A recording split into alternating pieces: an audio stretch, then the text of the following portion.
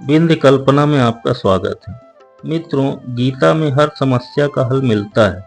मेरा प्रयास है कि यदि आप संस्कृत श्लोक नहीं समझ पाते तो हिंदी में ही गीता को समझें और सुनें, क्योंकि सुनना भी नौ भक्तियों में एक प्रकार की भक्ति है। सेनयोरुभयोर्मध्ये रथ स्थापय में अच्युतः यावदेता निरीक्षेऽहं योद्धुकामान् अवस्थितान् कैर्मया सह योद्धः व्यमस्मिन् रणसमुद्यते। कुछ संस्कृत श्लोकों के अर्थ समझिए।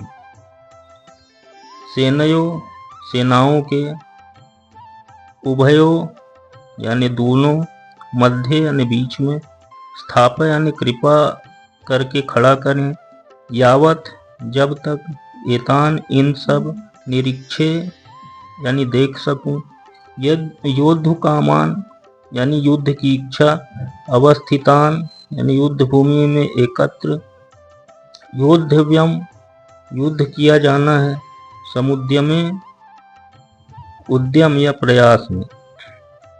अर्थात संजय धृतराष्ट्र कहता है कि अर्जुन श्री कृष्ण से कहते हैं, हे अच्युत, मेरा रथ दोनों सेनाओं के बीच ले चलें, जिससे कि मैं उन योद्धाओं को देख सकूं जो यहाँ युद्ध की अभिलाषा से एकत्र हुए हैं और अस्त्र शस्त्र की इस महान परीक्षा में जिनसे मुझे संघर्ष करना है।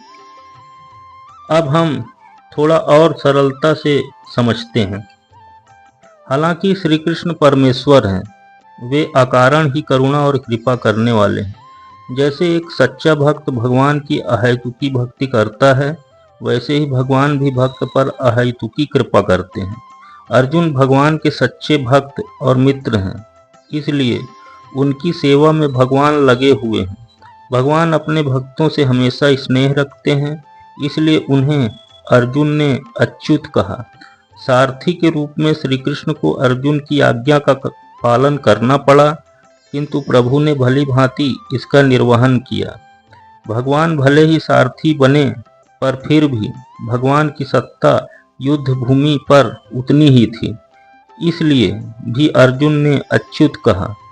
भगवान प्रत्येक स्थिति में इंद्रियों के स्वामी हैं, इसलिए उन्हें ऋषिकेश कहते हैं। जिस तरह से सच्चा भक्त भगवान की सेवा करने में हमेशा तत्पर रहता है, उसी प्रकार भगवान भी अपने सेवक की सेवा में लगे रहते हैं। भगवान इसमें अत्यधिक आनंद का अनुभव करते हैं कि उनके भक्त उन्हें आज्ञा दे। जो भगवान का सच्चा भक्त होता है, वो सारे संसार को भगवानमय देखता है, किसी से विरोध नहीं करता। उमा जे राम चरण रत, विगत काम मद क्रोध, निज प्रभुमय देखहि जगत, के ही सन करहि विरोध। हालांकि अर्जुन को अपने बंधु बांधवों से युद्ध करने की इच्छा नहीं थी, लेकिन दुर्योधन ने शांति प्रस्ताव को नहीं माना था, इसलिए यह युद्ध अनिवार्य हो गया था।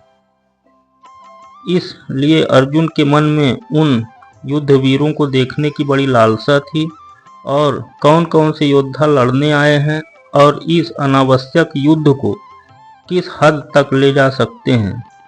हालांकि युद्ध भूमि में शांति प्रयास का कोई प्रश्न नहीं उठता, फिर भी अर्जुन उन योद्धाओं को देखना चाहते थे।